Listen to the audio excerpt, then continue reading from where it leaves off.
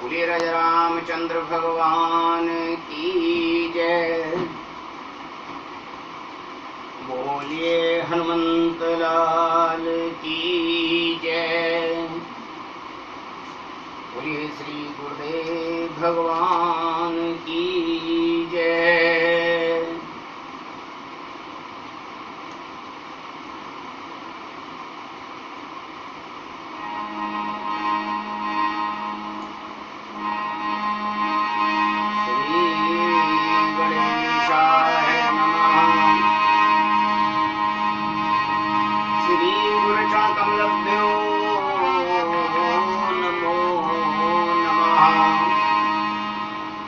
सीतारामाय नमः। श्री राम रामाय नमः। श्री सरस्वते नमः। श्री हनुमते नमः। ओम नमः शिवाय।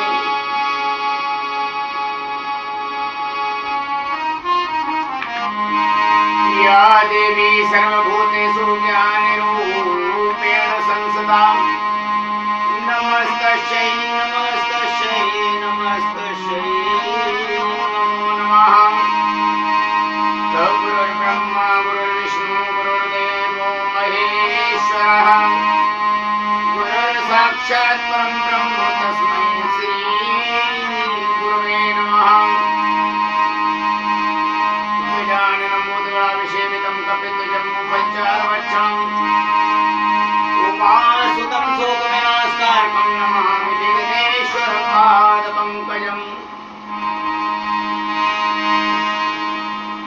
रामाय रामभद्राय रामचन्द्राय वेदसे रघुनाथाय नाथाय सीताय पतये नमः। मनोजवं मारुतवेद्यं जितेन्द्रियं बुद्धिमतां वरिष्ठं वातात्मजं वानरयूतं मुख्यं श्रीरामदूतं शरणं प्रपद्ये। तुलसी गुणचरण सरोज रज निज मन मुकर सुधार अपरिणो रघुवर विमल जस जोदायक फलचार। तनु जान के सुमिरो पवन कुमार बलि बुद्धि विद्या देहु मोहे हरो कलेश विकार। जय जय जय हनुमान गोसाई कृपा करो गुरुदेव की नाई।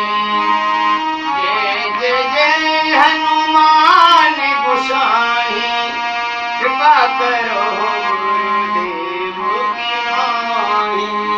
कृपा करो गुरुदेव की नाई।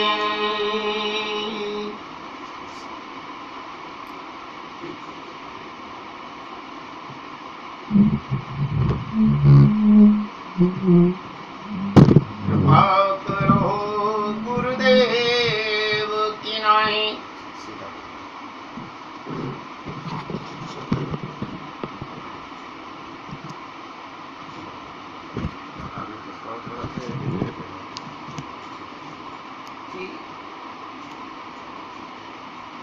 कौशल्या नंदन दशरथ नंदन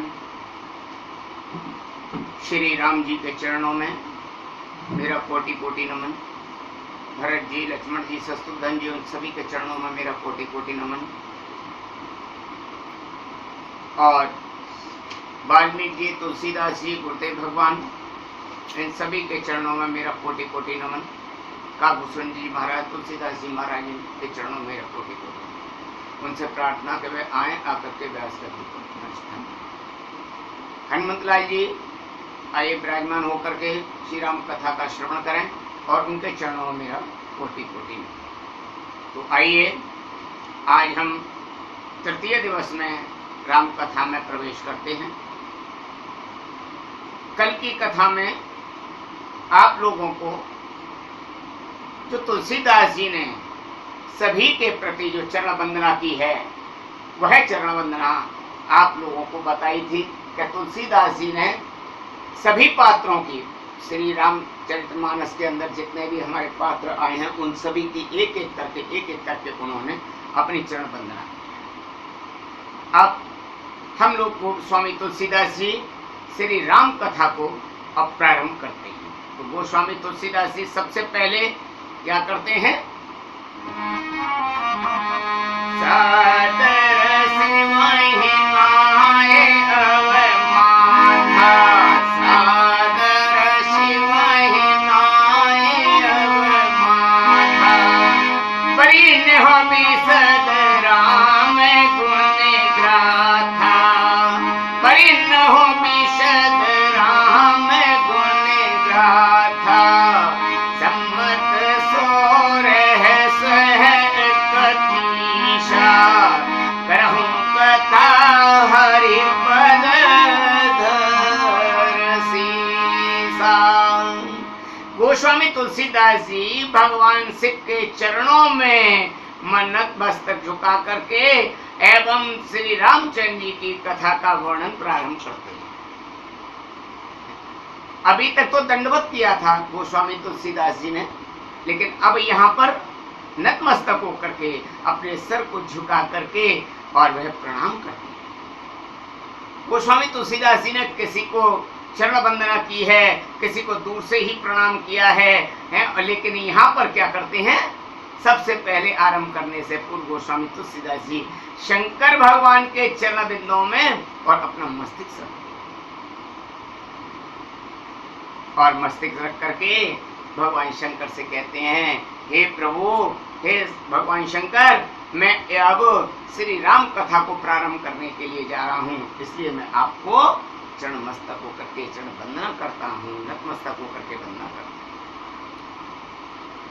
किसी के चरणों में मस्तक रखने का कारण यह माना जाता है कि हमने अपने अहंकार को समाप्त कर दिया, अहंकार को अपने को हमने उनके चरणों में अर्पण कर दिया। सीधी सीधी बात होती है, जब हम अपने मन के अहंकार के अंदर भरे होते हैं तब तक हम ना तो किसी से राम का नाम ही गा सकते हैं, ना किसी से राम का नाम लेते हैं, ना ही किसी के आगे हम अपना सर झुकाते हैं। और जब हमारे अंदर से अहंकार खत्म हो जाता है तब हम अपने आप ही स्वतः ही और हर एक के चरणों में नतमस्तक हो जाते हैं। तो इससे यह हमारा अहंकार समाप्त हो जाता है और हमको आनंद की अनुभूति होती है, आनंद आने लगता है। सादर शिवै नाय अब माथा, भगवान शिव के चरणों में अपना अहंकार समर्पित करके गोस्वामी तुलसीदास जी कहने लगे, वर्णो विशद राम गुण गाथा। बोले कि हे हरि शिव, मैं आपके चरणों में अपना शीश रखकर और श्री राम कथा को लिखता हूं। अब श्री हरि चरणों, आपके चरणों में रख करके और मैं राम कथा को लिखता हूं। और ये राम कथा का शुभारंभ कब किया है? संवत 1631, संवत 1631 में इस राम कथा का गोस्वामी तुलसीदास जी ने लिखना प्रारंभ किया। और किस दिन लिखा और इसका समापन कब हुआ या इसका प्रकाशित कब हुआ? क्योंकि चैत्र मास की 9वीं तिथि मंगलवार को और अवध में ये राम का चरित्र प्रकाशित हुआ था, चैत्र मास में।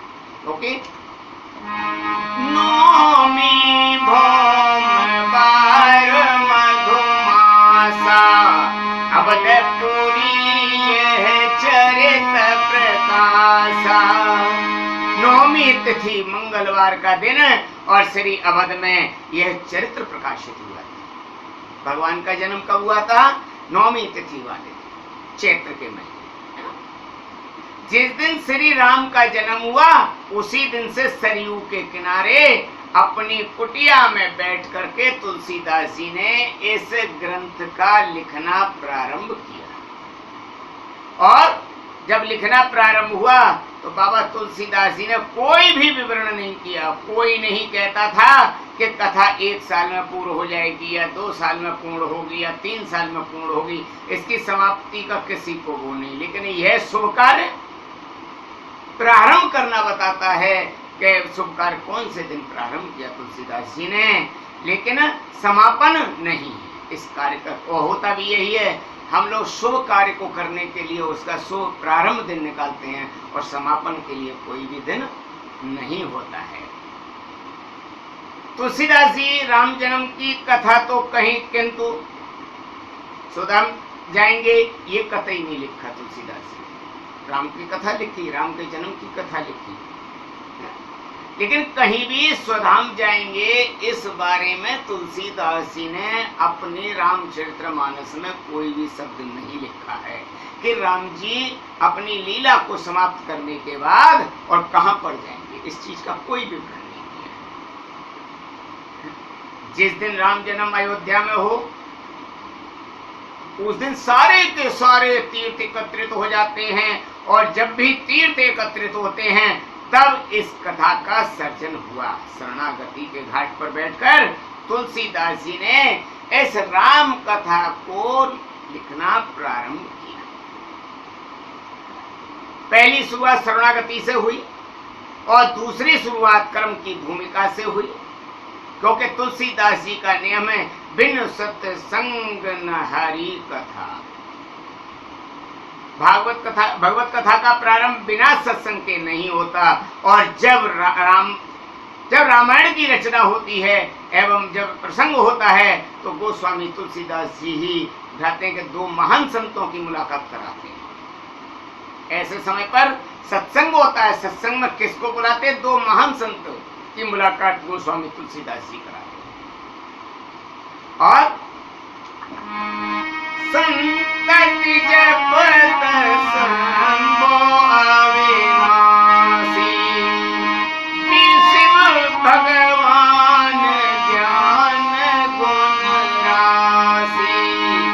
संतत जपत शंभो अविनाशी, शिव भगवान ज्ञान गुण राशि। भगवान शिव के परिवार का प्रत्येक सदस्य भगवान श्री राम के नाम का जप करता है, और इस कारण शंकर जी का तो परिवार पूजनीय है ही, लेकिन सबसे ज्यादा बात यह है कि ना तो राम का परिवार पूजनीय है और ना कृष्ण का परिवार पूजनीय है। इतना इसलिए भगवान शिव को छोड़कर किसी के भी पूरे परिवार की पूजा नहीं होती। ना तो राम के पूरे परिवार की पूजा होती है, ना राम की सीता की होती है केवल, ना लव कुश की पूजा होती, लेकिन भगवान शिव के परिवार की भगवान शंकर की भी होती है, पार्वती जी की भी होती है, कार्तिकेय जी की भी होती है, और गणेश जी की भी होती है, और नादिया बाबा की भी होती है। उनके तो पूरे परिवार की पूजा करते हैं हम, लेकिन ना तो भगवान कृष्ण के पूरे परिवार की पूजा की जाती और ना ही राम के पूरे परिवार की पूजा की जाती है। वही जटाधारी काशी निवासी बार बार राम का नाम का जप करते रहते हैं। वही जटाधारी राम का नाम जप करते करते पूरी काशी में घूमा करते हैं, काशी में भ्रमण करते रहते हैं, और सभी के कान में राम नाम कहते फिरते हैं।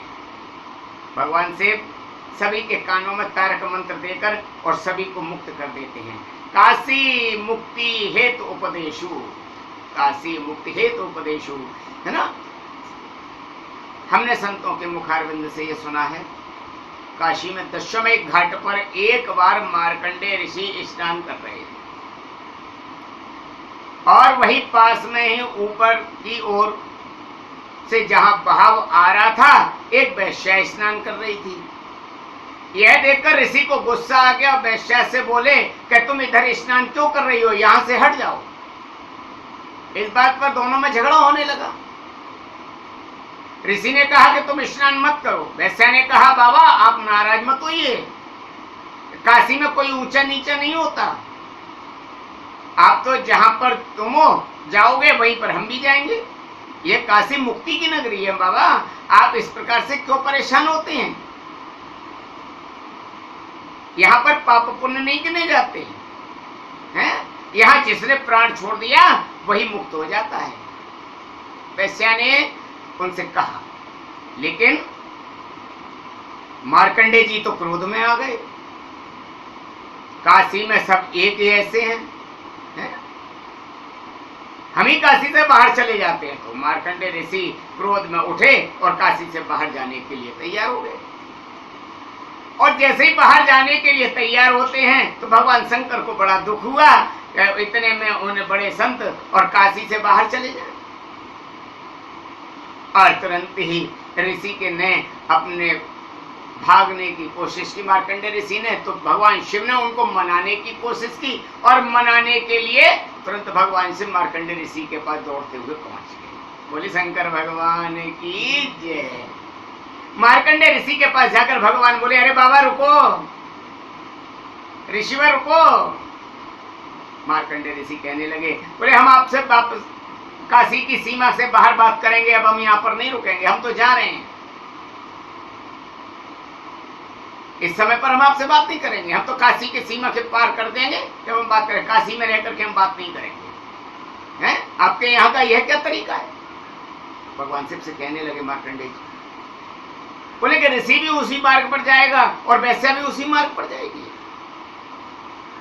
बोले बाबा ब्राह्मण के भेष रखकर तो आए ही थे और ऋषि को दो घास के जलते हुए ढेर दिखाए, तो वह एक तो मरा हुआ बड़ा बड़ा जल रहा था और दूसरा एक धीरे धीरे करके जल रहा था।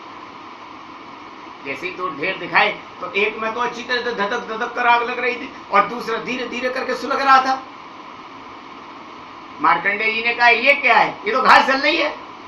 भगवान शंकर बोले, बोले बाबा थोड़ा ध्यान से देखो इसको। बोले कि जो महापुरुष होते हैं वे सूखी घास की तरह से एक क्षण में धधक करके और मुक्त हो जाते हैं, परंतु जिनके पाप और अपराध कुछ शेष रह जाते हैं वे मुक्त तो होते हैं, परंतु उनकी भैरवी यातनाएं होती हैं। जैसे ये घास धीरे धीरे करके जल रही है ना, ऐसे ही दो लोग दुख भोगते हैं और सहन करते करते और पापों से शुद्ध होते होते और धीरे धीरे मुक्त हो जाते हैं। महाराज ये गीली घास जलेगी तो सही, परंतु बहुत धीरे धीरे करके जलेगी। मार्कंडेय ने सोचा कि इतनी सरल भाषा और गुण रहस्य को समझाने वाले कौन हो सकता है, जिसने इतनी सहजता से और मेरे को सारी बातें बता दी। ये कौन हो सकता है? किसके अंदर इतनी सामर्थ्य है? तो जैसे ही उन्होंने ध्यान लगाया तो मेरे भोले बाबा प्रकट हो गए। बोली शंकर भगवान की जय।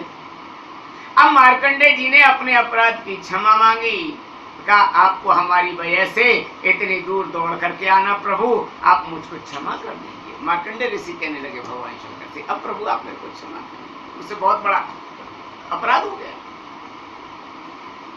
तब शंकर भगवान बोले कि कोई बात नहीं, अब मेरा आपसे एक निवेदन है। लेकिन क्या?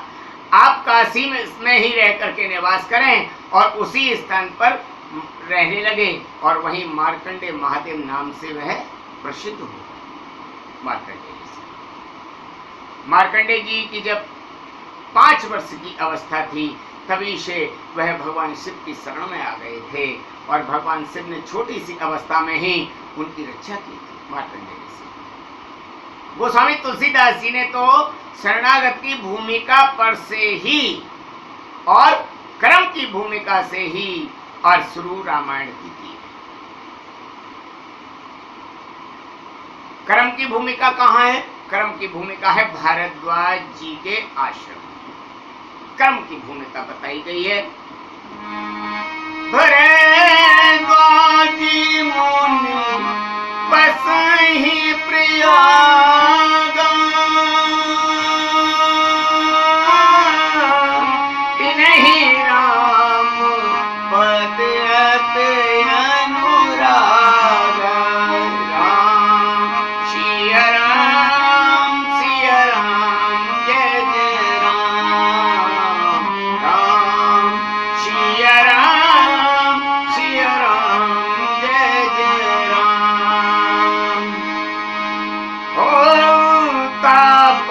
शम दम दया निधाना परमार्थ पथ परम सुजाना माघ मकरी गति रवि जब होई तीरथ पतई आवे सब कोई देवे तनु जति नर नर श्रेणी साधर्म जहि सकल त्रवेणी साधर्म जहि सकल त्रवेणी। भरद्वाज मुनि बसे हैं प्रयाग। श्री राम जी के प्रेमी भरद्वाज ऋषि का आश्रम है प्रयाग। वह वहां पर तपस्या करते हैं और यहाँ जो तापस सम दम दया निधाना तापस शब्द इस्तेमाल किया है भरद्वाज ऋषि का परिचय दिया है। कहते हैं कि वह समझने लायक है, तापस शब्द को समझने वाला है। भरद्वाज जी के जीवन में विरोधाभासी बातों का समन्वय हुआ है। विरोधाभासी बात जानते हैं, तर्क वितर्क वाली बातों का समन्वय हुआ है। तापस सम दम दया निधाना, वे तपस्वी हैं फिर भी सबको धारण करने वाले शांत हैं नहीं है। सबको धारण करने वाले शांत नहीं है। वे बहुत तप करने वाले हैं, बहुत क्रोधी भी हैं, परंतु उपवास करने वाले को वो कभी भी मत बुलाते। 3 समय जमीन पर बैठा हुआ बहुत अच्छा होता है। क्या? क्योंकि अति तप, कई बार ऐसा होता है आदमी को ज्यादा तप भी क्रोधित बना देता है, और इसलिए ना तो शरीर को ज्यादा तपस्या में लगाओ और ना ही ज्यादा भोग विलासों में लगाओ। भूषण जी कहते हैं करुण जी को, बोले हे करुण जी तजौ न तन निज इच्छा मरना और तन बिनु वेद भजन नहीं करना। बोले मैं अपना शरीर नहीं छोड़ सकता, क्योंकि शरीर नहीं होगा तो भजन कैसे करूंगा। और अतः व्यक्ति तप करे उसके लिए मना नहीं है, किंतु तप के बाद उग्रता ना आए इस बात का अवश्य ध्यान रखना चाहिए। क्रोध ना आए इस बात का अवश्य ध्यान रखना चाहिए, क्योंकि तप और शांति का समन्वय भारद्वाज ऋषि के अंदर हुआ है। और इंद्रियों का दमन करने वाले, जो इंद्रियों का दमन कर लेते हैं दूसरों पर दया उनको कम आती है। जिसे अपनी इंद्रियों पर दया नहीं आती है, भला वे बताओ दूसरे के ऊपर क्या दया करें। इंद्रियों का दमन करने वाले, शरीर को कष्ट देने वाले दया नहीं कर सकते, परंतु भरद्वाज जी जो भारद्वाज ऋषि हैं इनमें दोनों का सुगम समन्वय हुआ है और परमार्थ मार्ग को होशियार ऋषि कहा है। ऐसे ही होशियार ऋषि होते हैं जो परमार्थ के मार्ग पर चलते जाते हैं। प्रयाग में जब मकर राशि में सूर्य की संक्रांति आती है तो सभी त्रिवेणी में स्नान करने के लिए जाते हैं। आज भारत वर्ष के तमाम ऋषि मुनि अनेक लोग भारद्वाज आश्रम में आज स्नान करने के लिए पहुंचे।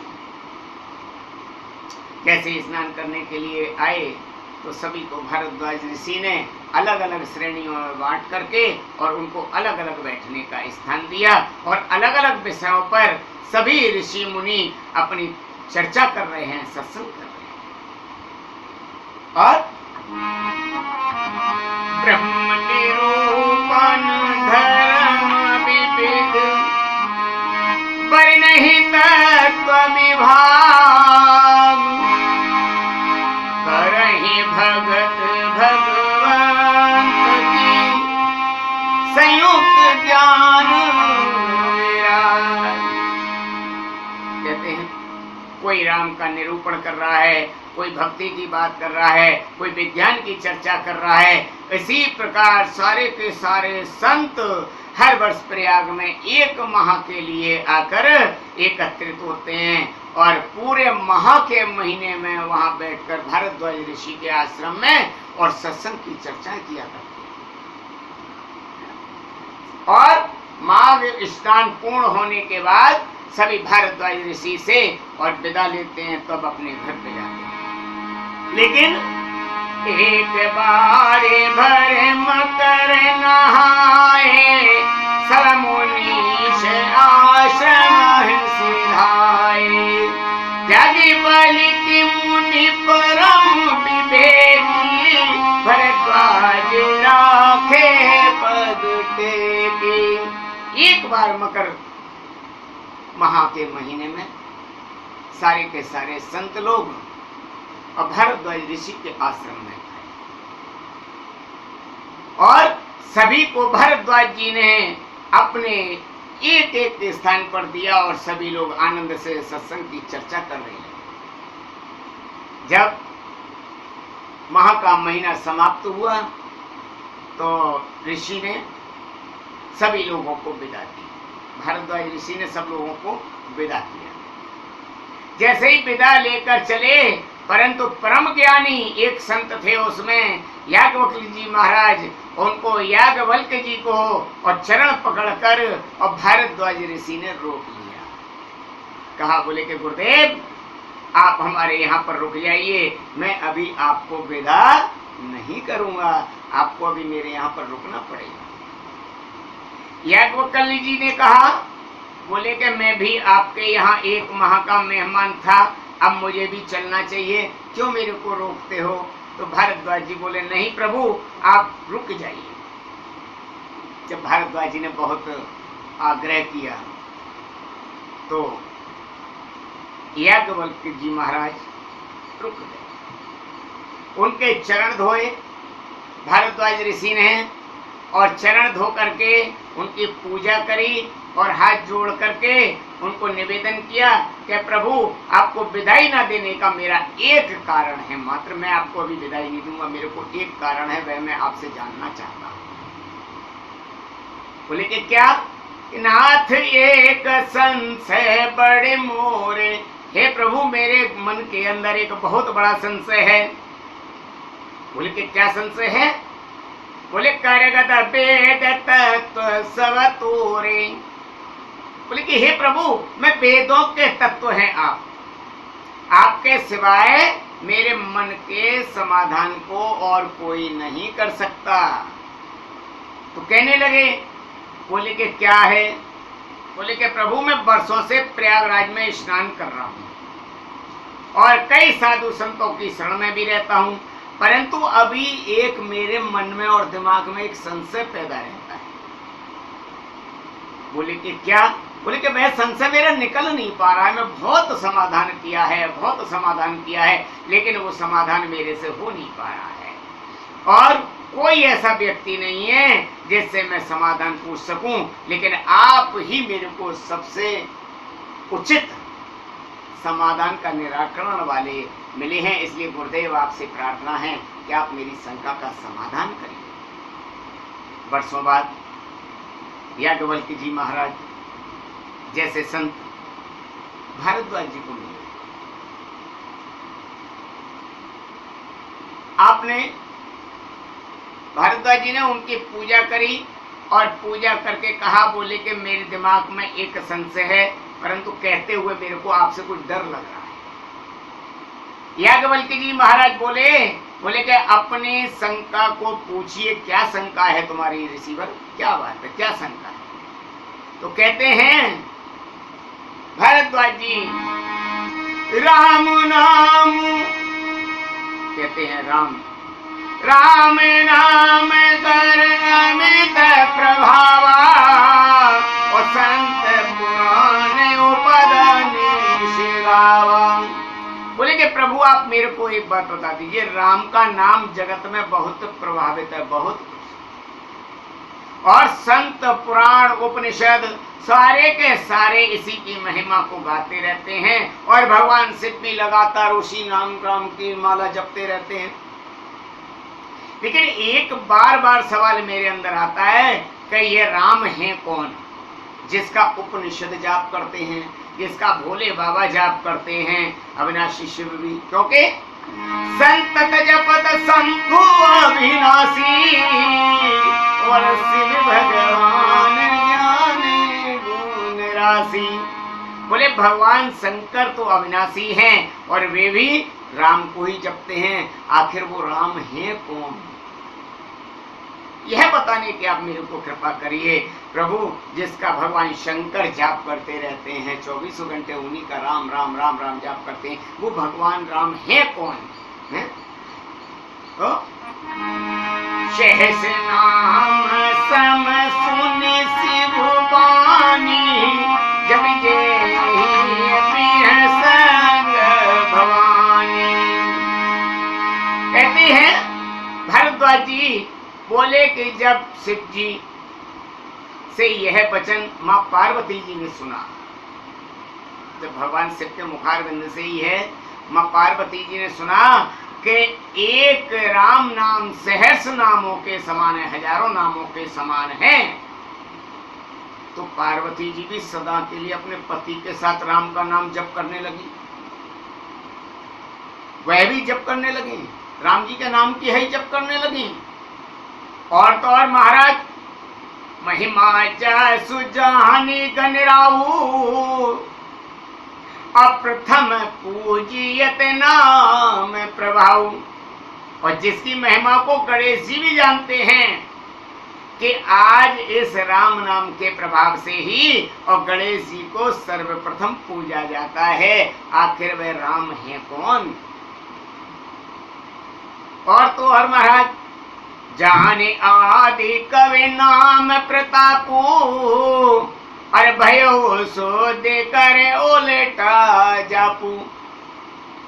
महाराज यदि आदि कवि तुलसीदास जी, वो आदि कवि वाल्मीकि दास जी इस नाम के प्रभाव को जानते और उल्टा नाम मरा मरा जप करके वह भी पवित्र हो गए, लेकिन वो राम है कौन?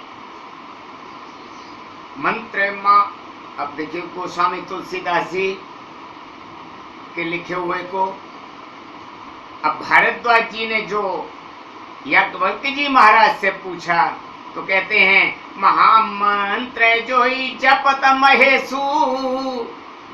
बोले कि जो महामंत्र भगवान शिव जपते हैं और काशी मुक्ति होती उपदेशु, वो कहते हैं उनके द्वारा उपदेश मुक्ति का कारण है भगवान शिव, वह भी श्री राम नाम का जप करते रहते हैं। प्रभु आप मुझे यह समझाओ कि जो राम का जप शिव जी करते हैं वे राम हैं कौन? वैसे तो मैं राम को जानता हूं, वैसे तो मेरे को मालूम है मैं राम को जानता हूं, क्योंकि कौन से राम है? एक राम अवधेश कुमारा, और तिनि कर चरित विदित संसारा। नारदिर दुख लयहु पारा, अभय रोष रावण मारा। बोले कि महाराज एक राम अयोध्या के सम्राट हैं जिनको मैं जानता हूँ, हैं? और वो 4 भाई थे, और जिसमें राम ने वनवास पाया और वन में गए तो सीता जी को रावण चुरा करके ले गया। रावण चुरा करके ले गया, उसने रावण ने सीता जी को लंका में रखा और फिर रावण को मारा। एक राम का इतिहास तो यह है, यह दशरथ के पुत्र थे। क्या भगवान शिव और उपनिषद इन्हीं के नाम का गुणगान करते हैं या किसी और भगवान राम के नाम का गुणगान करते हैं? कि दोनों एक ही हैं या दोनों में अंतर है? प्रभु ये बात मेरे दिमाग में नहीं आ रही है, कृपा करके आप मेरे को इस बारे में बताइए। श्री राम प्रेमी भारद्वाज जी को ऐसी शंका कि राम कौन है, भारद्वाज जी ने अपने ही यह शंका नहीं बल्कि सबकी अगवाई की है, क्योंकि मेरे और आप सभी के मन में पर्दा पड़ा हुआ है कि राम आखिर है कौन।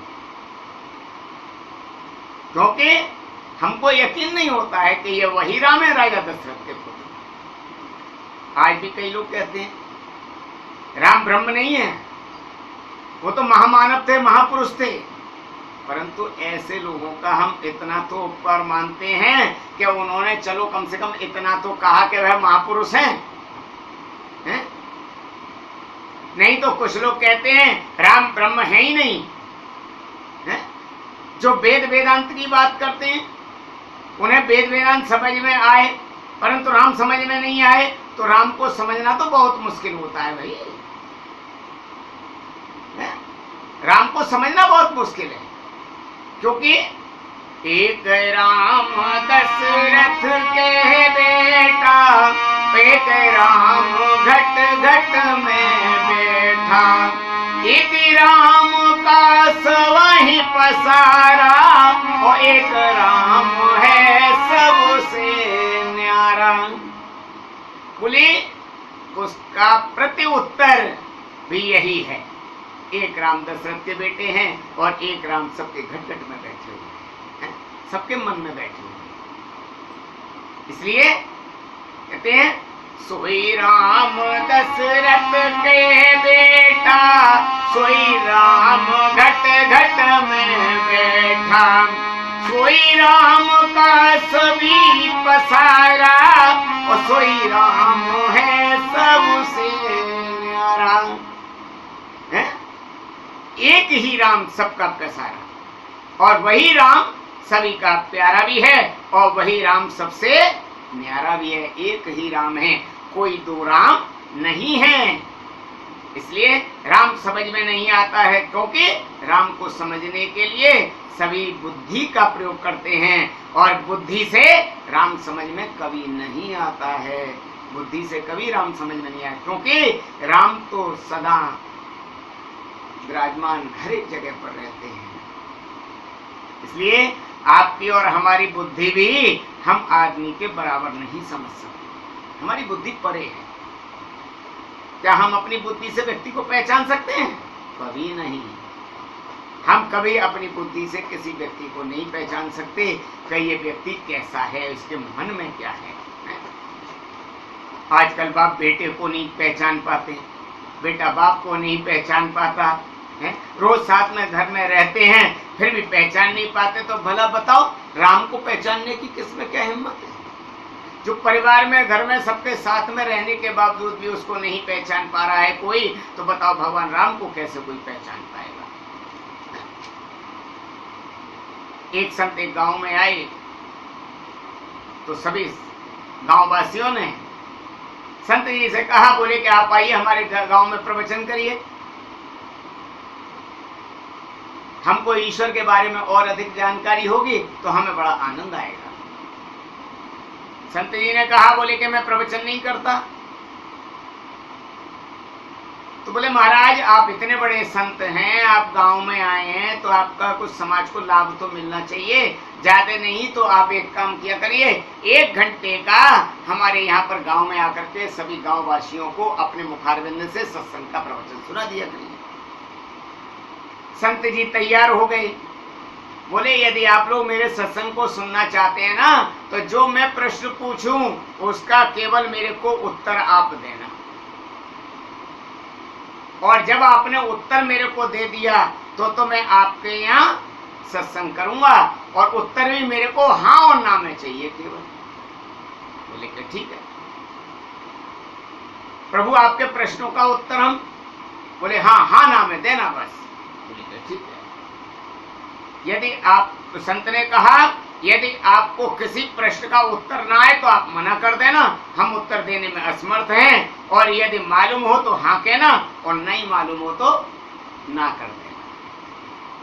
गांव वालों ने कहा, बोले ठीक है हम सभी तैयार हैं।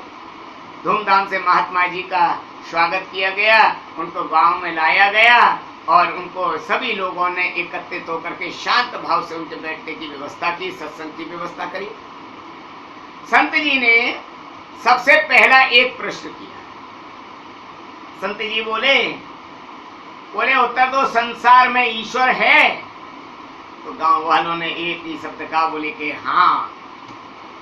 संत जी ने जैसे ही हाँ शब्द सुना तो तुरंत ही वह वहां से चल उठे और उठ करके चल दिए। जब चल दिए तो फिर उन्होंने कहा, बोले महाराज आप क्यों जा रहे हैं, कैसे जा रहे हैं?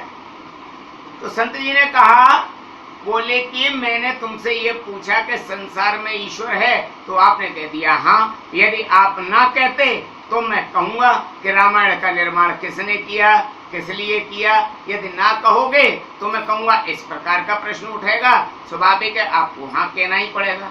तो सबने कह दिया, बोले हाँ महाराज हाँ तो कहना ही पड़ेगा। तो बोले यदि भगवान नहीं होते तो यह सब कैसे चलता, तो ईश्वर तो है ना।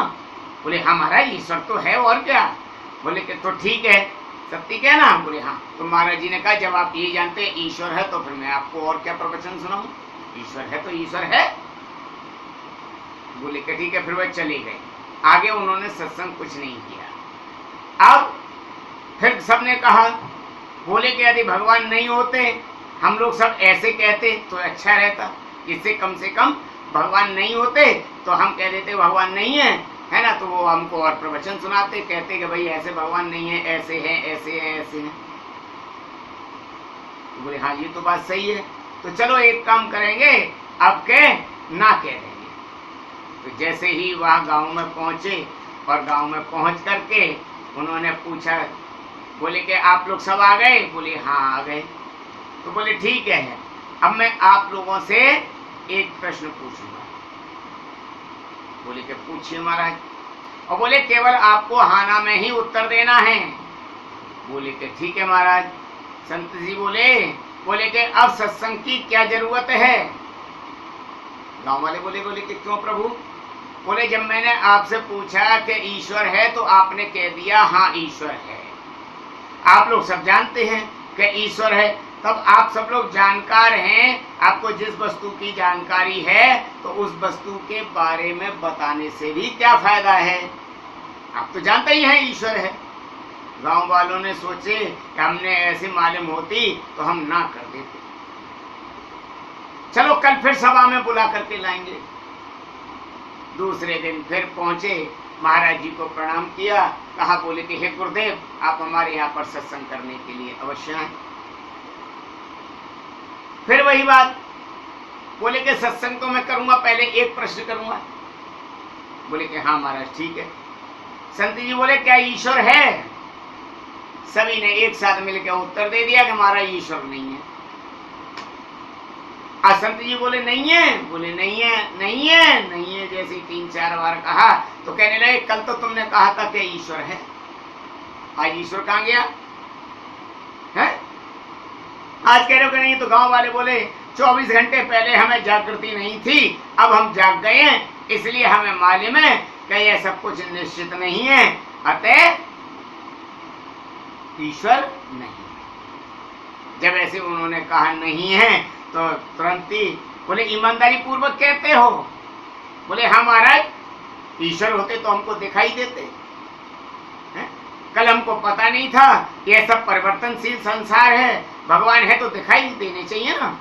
तो संत ने कहा तुम सत्य कहते हो, भगवान नहीं है। गांव वाले बोले हाँ भगवान नहीं है, और इतना सुनते ही संत फकीर फिर चले गए। गांव छोड़ करके फिर बाहर जा करके बैठ गए। फिर गांव वाले शाम को पहुंचे, बोले महाराज आप हमारे यहाँ से चले आए, हमने हाँ कहा तो आप चले आए, हमने ना कहा तो आप चले आए, ये क्या कारण है? फिर गांव वाले गए, फिर बुला करके लाए और संत जी ने फिर वही प्रश्न किया तो आधे बोले हाँ और आधे बोले ना। आधों ने सोचा कि आधे तो हाँ बोल देना, जिससे अगर ना होगी तो कम से कम आधे उनकी बात को सुन लेंगे, और आधों ने कहा कि ना बोल देना, जिससे हाँ होगी तो आधे ना वाले सुन लेंगे। अब संत जी ने फिर वही कहा तो गांव वालों ने सोचा था कि हाँ, तो आधे लोगों ने तो कह दिया हाँ और आधे लोगों ने कह दिया ना। अब जब आधे लोगों ने हाँ और आधे लोगों ने ना कह दिया, अब तो बड़ी दिक्कत। अब क्या मतलब है? बोले कि आपने आधे लोगों ने कहा हाँ, आधे लोगों ने कहा ना है? तो दुनिया ऐसी परिस्थिति पर नहीं चलती है बोले कि सुनो, संत जी कहने लगे, बोले अब तो आपने हद ही कर दी है। जिस चीज को आधे लोग जानते हैं और आधे लोग नहीं जानते, और जिसको ईश्वर के बारे में जानकारी है, वह सभी जिनको ईश्वर के बारे में जानकारी नहीं है उनको यह अपनी ईश्वर की जानकारी दे दे, और जिनको पता है वह सभी लोगों को बता दें, और जिनको नहीं पता है वो उनसे पूछ ले कि ईश्वर की क्या आवश्यकता है। बताओ, बाहरी व्यक्ति की आपको फिर क्या आवश्यकता पड़ेगी जब आप स्वयं जानते हैं तो। अरे जो व्यक्ति नहीं जानता है उसको आप लोग जगाइए, उसको बताइए। कहने का मतलब यह हुआ कि यहाँ आप भक्ति करो या ना करो कोई बात नहीं, परंतु आपको यह निश्चित हो जाए कि ईश्वर है। इतना निश्चित होना चाहिए कि ईश्वर है, यहाँ पर है, और ईश्वर है तो निश्चित ही आपका उद्धार हो जाएगा। और यदि आपको यह निश्चित हो जाए कि मेरी सांस के साथ चलने वाला तत्व मेरे पीछे खड़ा है, ऐसे निश्चित हो जाए तो दुनिया की सारी परिस्थिति जीवन के ऊपर आ जाती है। बोले रामचंद्र भगवान की जय। इसका मतलब ये है कि जब जीवन कभी डगमगाता है तो समझ लीजिए आपका इरादा पक्का नहीं है, आप ईश्वर के प्रति पक्के सशक्त तो नहीं हैं। उसके ऊपर सब छोड़ दो, उसमें ताकत है, सब बुद्धि घुमा देता है, हमारे हित में सब कुछ होता है, समझे, सब कुछ उस पर डाल दो, अपने ऊपर कुछ मत रखो। जैसे छोटा बच्चा अपनी गोदी में बैठ करके किसी बाहर शहर को जाता है तो वह माँ से यह नहीं कहता कि माँ मेरे को खाने के लिए कुछ रखा है कि नहीं, मेरे कपड़े रखे हैं कि नहीं। माँ तो बस अपनी माँ की गोदी में बैठ करके वो बाहर की तरफ चल देता। ये तो माँ को ख्याल रहता है कि मेरे बच्चे को दूध की आवश्यकता पड़ेगी, मेरे बच्चे को वस्त्र भी पहनने पड़ेंगे, या मेरे बच्चे को किस चीज की आवश्यकता है, तो माँ उस बच्चे के लिए सारी चीजें अपने आप अपने बैग में रख लेती हैं, और बच्चे को साथ लेकर के जब बाहर जाती है तो बच्चे को किसी प्रकार से कहने की आवश्यकता नहीं पड़ती कि माँ तूने मेरे लिए दूध रख लिया क्या नहीं रख लिया। ऐसे ही जब जब हमारे संपूर्ण जीवन में ईश्वर के अधीन जब हम हो जाते हैं तब तब प्राणी की सारी जिम्मेदारी हमारा ईश्वर उठाता है। और यदि हम गलत कार्य करते अंदर की आत्मा से आवाज आती है कि नहीं करना है, तो आपको यह कहता हूं कि निश्चित नहीं है कि ईश्वर है या नहीं है। भारद्वाज जी हम सब की तरफ से और याज्ञवल्क्य जी महाराज से प्रश्न पूछते हैं। प्रभु सोहे राम की अपर को जाहि जपति त्रिपुरारी, और सती धाम सर्वज्ञ तुम कहूं विवेक विचार। हे गुरुदेव, क्या ये वही राम है या दूसरे राम हैं जिनको भगवान शिव हैं अपने मुखारविंद से हमेशा जपते रहते हैं?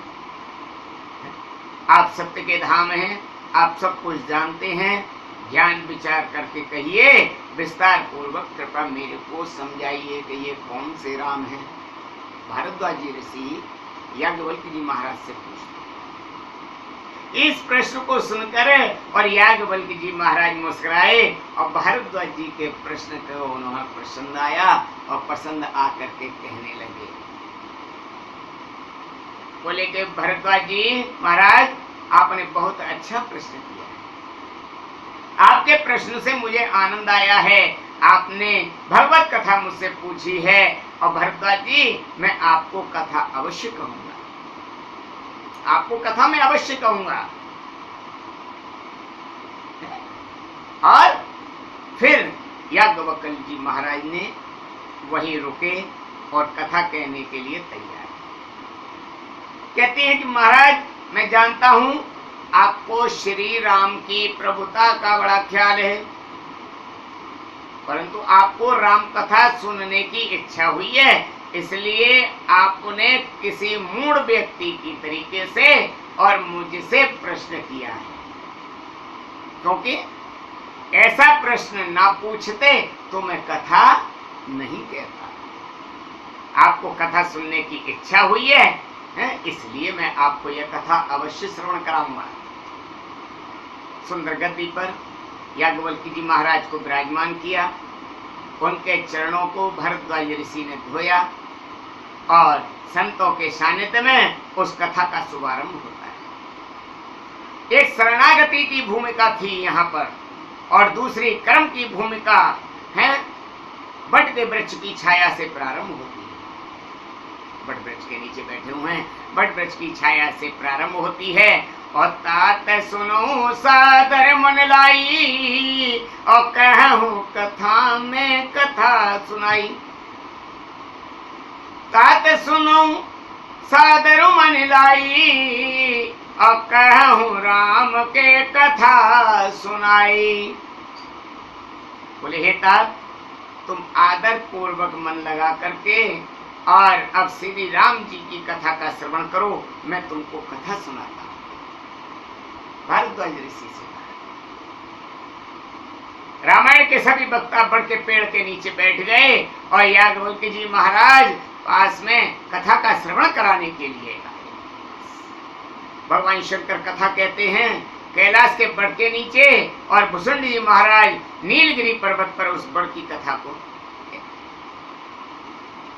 रामायण के तीनों वक्ता और सभी श्रोता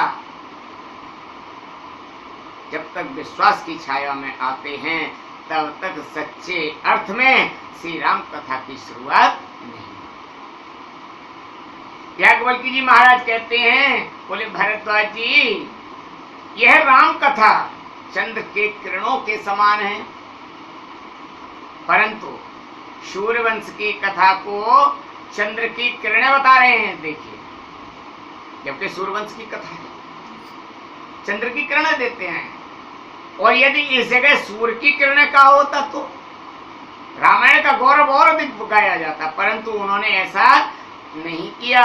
उन्होंने चंद्र के समान नहीं कहा, उन्होंने चंद्र की किरणों के समान कहा है।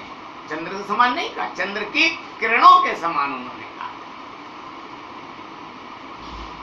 और यदि चंद्र के समान कहते तो चंद्र में दाग लगा हुआ है। चंद्र में क्या दाग लगा हुआ है ना, तो चंद्र में दाग लगा हुआ है और इसलिए उन्होंने चंद्र को रामायण की तुलना में नहीं रखा, नहीं दिया। चंद्र की उपमा नहीं दी रामायण को, सूर्य की किरणों की उपमा नहीं दी, क्योंकि गोस्वामी जी को लगा कि सूर्य की किरणों में प्रिय और अप्रिय दोनों ही होने की संभावना है। ये किसी को अच्छी भी लग सकती है और किसी को अच्छी भी नहीं लगेगी। इसलिए गोस्वामी तुलसीदास जी कहते हैं कि मैं सूर्य की किरणों की उपमा दूंगा तो किसी को रामायण पसंद आए, किसी को ना आए, मुझे तो ऐसी राम कथा कहनी है जो सभी को पसंद आए, सभी को पसंद आए। इसलिए गोस्वामी तुलसीदास जी ने उसको चंद्रमा की किरणों के प्रत्येक अच्छी लगती हो, परंतु चकोर और भी ज्यादा अच्छी लगती है। इसलिए गोस्वामी तुलसीदास जी ने चंद्रमा की किरणों के समान रामायण को उपमा दी। बाबा तुलसीदास जी कथाक्रम को आगे ले जाते हैं। भगवान शिव की त्रेता युग की घटना का पावन वर्णन करते हैं। और कैलाश पर्वत पर अति पावन शिखर भगवान शिव आज बहुत आनंद में बैठे थे। उनके पास जगजननी माता भवानी बैठी थी। भगवान शंकर ने कहा, बोले कि देवी, बहुत दिन हो गए हमने राम कथा नहीं सुनी है और कथा सुनने को बहुत मन व्याकुल हो रहा है, तो क्यों ना चले भगवान की मंगलमय कथा सुनने के लिए चलें। सती ने कहा, प्रभु, सारे भारत में ऐसा कौन है जो आपको कथा सुना सकता है? क्योंकि आप तो स्वयं राम कथा के रचयिता हैं, आपने तो राम कथा की रचना ही की है, फिर भला आपको कौन राम कथा सुना सकता है? रच महेश निज मानस राखा। किसने? महेश ने अपने मन में रामचरित्र मानस को रखा हुआ था। सुदूर दक्षिण में कुंभल नाम के एक ऋषि हैं, वे बहुत सुंदर कथावाचक हैं। चलो उनके मुखार बिंद से और मधुर वाणी में और सुंदर राम कथा का श्रवण करते हैं। जब इतना कहा, चलो उन्हीं ऋषि के पास चलते हैं। इतना कहकर भगवान शंकर सती भवानी को कैलाश पर्वत छोड़कर कुंभज ऋषि के आश्रम में पहुंचते हैं। एक बार त्रेता जुग माही और समु गए कुंभज ऋषि माही। संग सती जग जननी भवानी पूजे ऋषि अखिलेश्वर जानी। पूजे ऋषि अखिलेश्वर जानी। एक बार त्रेता युग में भगवान शंकर मां पार्वती जी के साथ और श्री राम कथा सुनने के लिए कैलाश पर्वत से उतरकर और कुंभज ऋषि अगस्त मुनि के आश्रम में पहुंचे। ऋषि जी ने संपूर्ण जगत के स्वामी को देखकर, ओहो आज तो मेरे प्रभु भोले बाबा आए हैं, शंकर भगवान आए हैं, उनका स्वागत किया, उनका पूजन किया, ईश्वर जानकर उनका पूजन किया और पूछा कि प्रभु कैसे आए। शंकर भगवान ने कहा, बोले हे ऋषिवर, हम श्री राम कथा सुनने के लिए पति पत्नी दोनों आए हैं और एक साथ बैठ करके हम श्री राम कथा का श्रवण करेंगे। उसका कारण यह है कि पति पत्नी के साथ जाकर के कथा सुनते हैं। बोले कि हम दोनों आए हैं, इसलिए संग सती जग जननी भवानी, साथ में जग जननी आई है कथा सुनने के लिए। जैसे ही भगवान शंकर से कहा, कुंभज ऋषि बड़े प्रसन्न हुए और कहा, बोले कि इतनी दूर से। तुलसीदास जी कहते हैं कि थोड़ा विचार करो, कथा सुनने के लिए भगवान शंकर इतनी दूर से और पृथ्वी पर आए हैं? अरे भाई वहीं बुलवा लेते, कुंभज ऋषि को तो वहीं भगवान शंकर बुलवा लेते, कहते ऋषि पर आ जाओ, हमको कथा सुना दो। लेकिन ये सत्य बात है, भगवान शिव अपने स्थान को छोड़ करके आश्रम में कथा सुनने के लिए पहुंचे। भगवान शिव यही बताना चाहते हैं कि कथा सुनने के लिए चाहे मार्ग में कितनी भी दूरी हो, हमें यह नहीं देखना चाहिए अरे ये कथा तो बहुत दूर हो रही है, वहां कौन जाएगा सुनने के लिए। इच्छा तो हो रही थी लेकिन अब क्या करें, इतनी दूर है, अरे छोड़ो, पास में होती तो यहाँ सुने आते हैं। यही मन तो होता है ना कहने का, अरे पास में होती तो सुने आते, इतनी दूर कौन जाएगा खामखा सुनने के लिए। लेकिन नहीं, मेरे प्रभु भगवान शंकर कैलाश पर्वत को छोड़ करके और कथा सुनने के लिए, और वह वहां पर आए, गद्दी छोड़ करके नीचे आए और कथा सुनने के लिए कुंभज ऋषि के आश्रम में आए। यहाँ गोस्वामी तुलसीदास जी कहते हैं,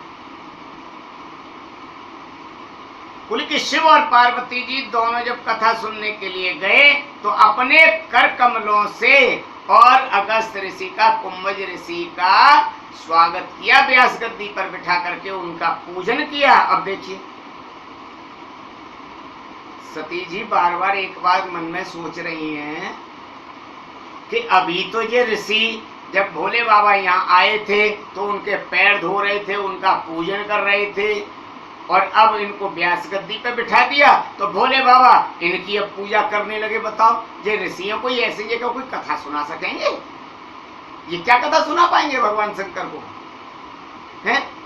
जो सुनने वाला है और सुनाने वाला उसी के पैर छू रहा है, तो बताओ वो क्या कथा सुना पाएगा? लेकिन अगस्त ऋषि जी को भगवान शिव ने व्यास गद्दी पर बिठाया और व्यास गद्दी पर बिठाकर क्या किया कि उनका पूजन किया, शरण धोए, पूजन किया। और अगस्त ऋषि ने पूजन करके और सरलता से कथा सुनाने का वचन दिया। और सत्य बात यही है, आजकल तो ये होता है कि जो व्यास कथा सुनाने के लिए आते हैं पहले वह यजमानों को ही पूजन करते हैं, और फिर उसके बाद यजमान जैसा कहते हैं और वैसे व्यास लोग करते हैं। लेकिन नहीं, व्यासपीठ की एक मर्यादा होती है। कभी भी यह नहीं सोचना चाहिए कथा श्रवण करने वाले को या कथा कराने वाले को कि व्यास जी को हम अपने घर पर बुलाएं और बुला करके उनसे कहें। नहीं, स्वयं शंकर भगवान भी अपना कैलाश पर्वत छोड़ करके और कुंभज ऋषि के आश्रम में गए कथा सुनने के लिए। धन्य है वह ऋषि,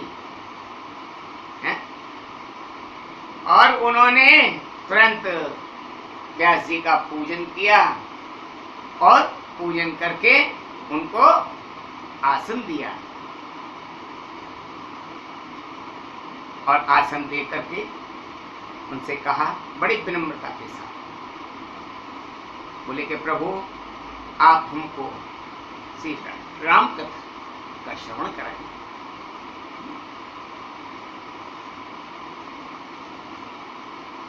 और जब इतना कहा तो अब देखिए सतीक ने क्या सोचा कि ये कथा सुनाएगा ये साधु। अरे जो साधु अभी से भगवान शिव से डर रहा है, जो कि भगवान की पूजा कर रहा था, ये भी इतना डर लगा इसको, तो ये कथा सुनाएगा। बंधुओं, सती की बुद्धि में पूर्वाग्रह आकर के बैठ गया, और यह सिद्धांत है कि पूर्वाग्रह पूर्व व्यक्ति की कुछ ग्रहण नहीं कर सकता।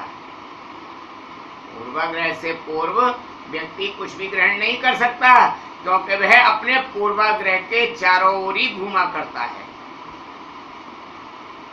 और वह वक्ता के विषय में अनेकों बातें अपने मन के अंदर लाता रहता है। अरे ये क्या बकता है, ये क्या सुना पाएगा, ये क्या जानता है, इसकी उम्र ही क्या है? हमने तो जाने कितनी कथाएं सुन रखी हैं, हमने तो जाने कितनी रामायण सुन रखी हैं, अरे ये क्या हमको सुनाएगा? उसके मन में ये होता है। और बहुत से तो वक्ता ऐसे होते हैं जो वहीं बैठे बैठे और बाल की खाल निकालना शुरू कर देते हैं। अरे कि महाराज ये कैसे हो गया, महाराज ये कहाँ पे लिखा हुआ है, महाराज ये कैसे हो गया, आपने ये बोला, ये बताइए ये कहाँ से आया, ये कैसे आया, ये क्या नहीं आया? अरे भाई खुद तो सुनते नहीं है, साथ में दूसरे को भी और नहीं सुनाते देते हैं। खुद भी नहीं सुनने देते हैं और दूसरे को भी नहीं सुनाने देते हैं। भक्तजनों, यही बात सोचने लगी कि मुझे जाने कहां लेकर ये आ गए, अब बैठना तो पड़ेगा ही, बैठना तो पड़ेगा ही।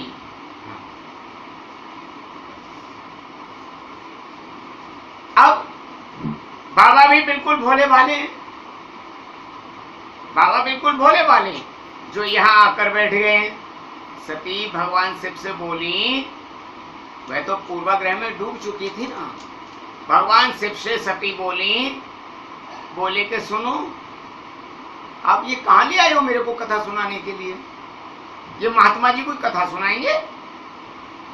देखिए, हमारे जीवन में पूर्वाग्रह की 3 सीढ़ियां होती, एक तनाव, एक तैरना और दूसरा डूबने वाले को बचाना। जीवन की 3 सीढ़ियां हैं, और इन 3 सीढ़ियों की भूमिका जीवन की साधना है।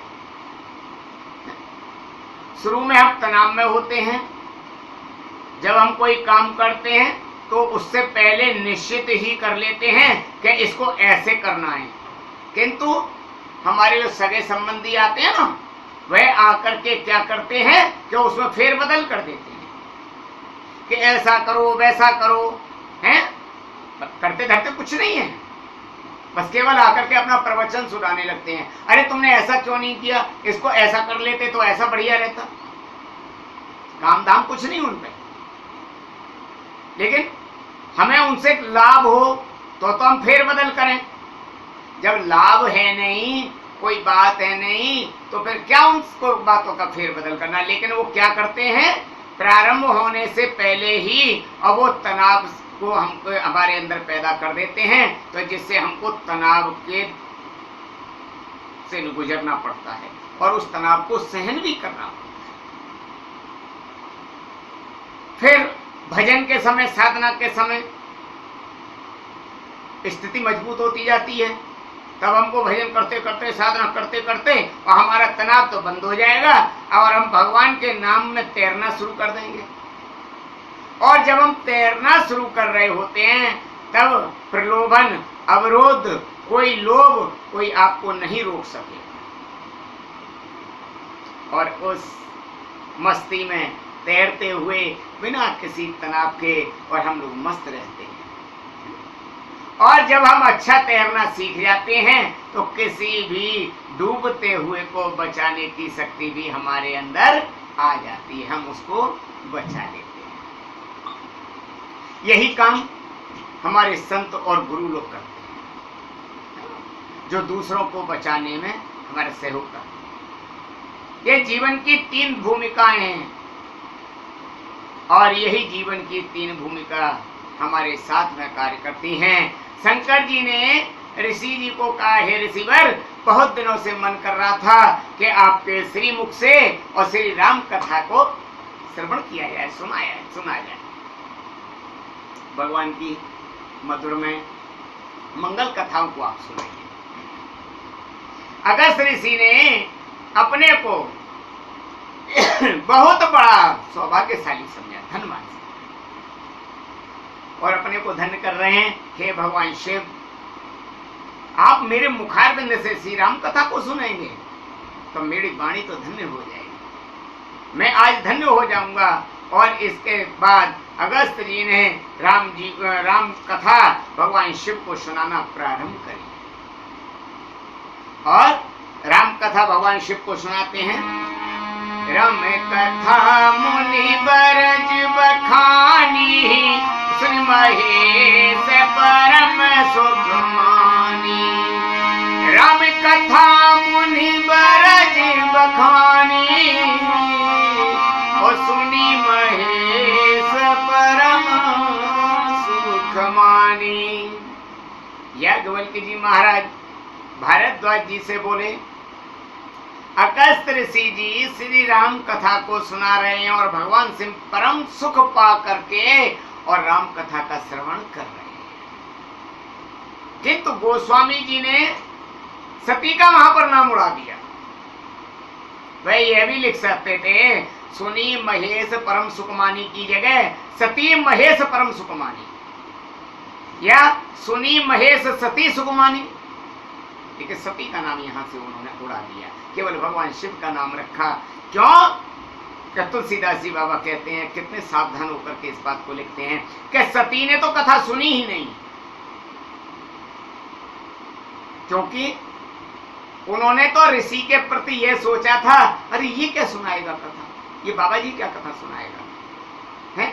ये तो ये है कि भगवान शिव मेरे को ले आए हैं, इसलिए मजबूरी में बैठना पड़ रहा है, नहीं तो मैं कोई थोड़ी ना कथा सुनने के लिए आ रही है।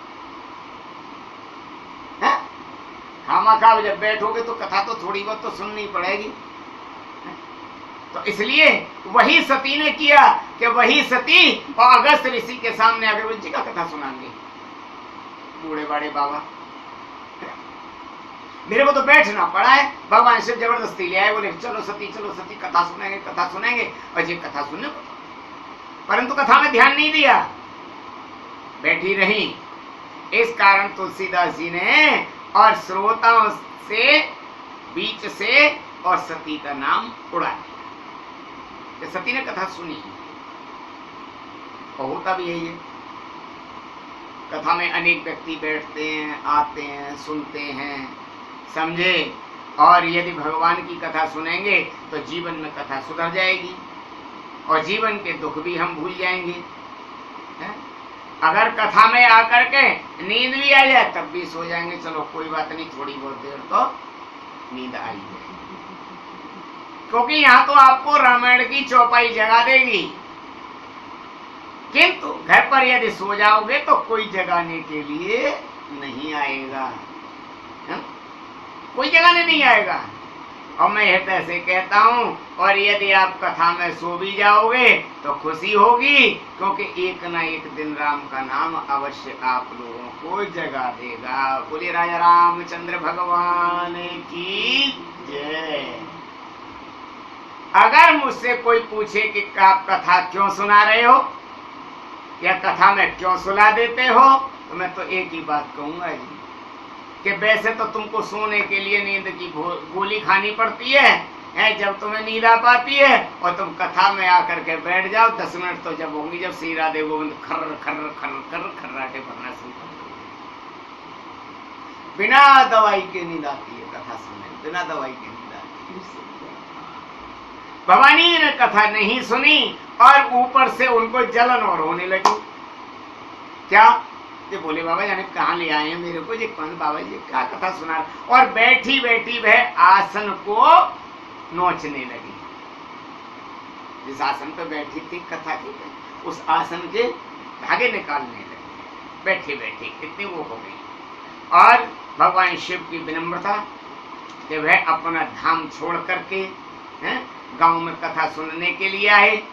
और कथा की भी वही महिमा, क्योंकि कथा तो भूमि पर बैठकर, पृथ्वी पर बैठकर ही होती है। कथा सुनने के लिए देवी देवताओं को आज भी और पृथ्वी पर आना पड़ता है, जब देवी देवता श्री राम कथा का श्रवण करते हैं। वैसे तो आज मुद्रा में, धन में इतनी ताकत है कि वह वक्ता को बुला लेते हैं और अपने घर पे ही कथा कराते, बोले साहब हमारे घर पे ही कर जाइए आकर के। लेकिन नहीं, कायदा ये कहता है कि वक्ता, श्रोता को वक्ता के यहाँ स्वयं जाना चाहिए और उसके यहाँ कथा के लिए याचना करनी चाहिए, याचना करनी चाहिए। गोस्वामी तुलसीदास जी कहते हैं, बोले कि भगत हे तो विधि भवन बिहाई, सुमिरत सादर आवति भाई। बोली कि बड़े बड़े ऋषि, बड़े बड़े ज्ञानी, बड़े बड़े तपस्वी, बड़े बड़े ध्यानी, समाधि में बैठे हुए भी महापुरुष जब कहीं किसी जगह कथा होती है तो वह अपने अपने स्थानों को छोड़ करके और श्री राम कथा सुनने के लिए दौड़ते चले आते, क्योंकि ये कथा है क्या, जीवन मुक्ति महामुनि जेहू और हरे गुण सुनहि निरंतर तेहू। बोले हरि गुण सुनने के लिए अपना धाम छोड़कर गांवों में, गलियों में और संत ऋषियों को आना पड़ता है। बहुत ही विनम्रता से भगवान शिव बाबा बोले कि आप हमको कथा सुनाइए। अगस्त ऋषि की आंखों में आंसू आ गए। भगवान मैं और आपको कथा सुनाऊं? भला मेरे अंदर इतनी क्या ताकत है कि मैं आपको कथा सुना सकता हूं? रची महेश जिन मानस राख। अरे जिस भगवान ने अपने मन में ही जिस रामचरित्र मानस को रच के रख लिया हो, भला उनको मैं क्या कथा सुना सकता हूँ? प्रभु आपको मैं क्या कथा सुना सकता हूँ? अगस्ती ने सोचा कि जगत को तो मैंने कई बार कथा सुनाई है, लेकिन आज मेरी वाणी से जगतपति कथा सुनने के लिए आए हैं तो मेरी भी वाणी धन्य हो जाएगी। इसलिए आज मैं भगवान शिव को अवश्य ही कथा सुनाऊंगा। तुरामी कथा मुनि बरज बखानी और सुनी महेश परम सुख मानी।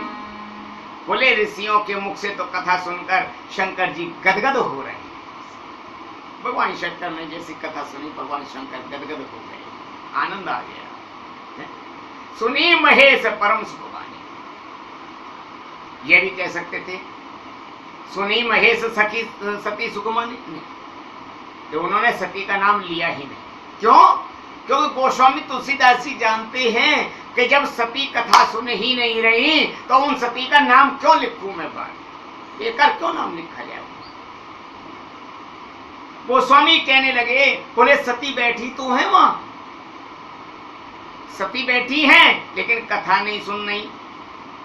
वे क्या कर रही हैं कि बैठे बैठे आसन के और तिनके को तोड़ती जा रही हैं। बैठे वैसे जैसे किसी का मन नहीं लगता ना, तो बहुत से क्या करते हैं, पड़ोस में बैठे बैठे उसको कुछ ना कुछ करते रहते जमीन पे। ऐसे ही माँ पार्वती सती जी कह रहे हैं। और अक्सर ऐसा ही लोगों को होता है, जब कथा सुनने के लिए आते हैं तो जो कथा सुनते हैं ना तो उनको भी डिस्टर्ब करते हैं। कितने बज गए, अभी कितनी देर और कथा कहेंगे ये हैं? क्या तुमने पहले इनकी कथा सुन सकी है क्या? मतलब खुद तो कथा सुन नहीं रहे हैं, लेकिन जो पड़ोस में भी कथा सुन रहे हैं उसको भी इस तरीके से वाक्य कह करके और कथा में बहुत डिस्टर्ब कर देते हैं, व्यवधान पैदा कर देते हैं। सती पर कथा का कोई परिणाम नहीं हुआ जी। क्यों? होता कैसे?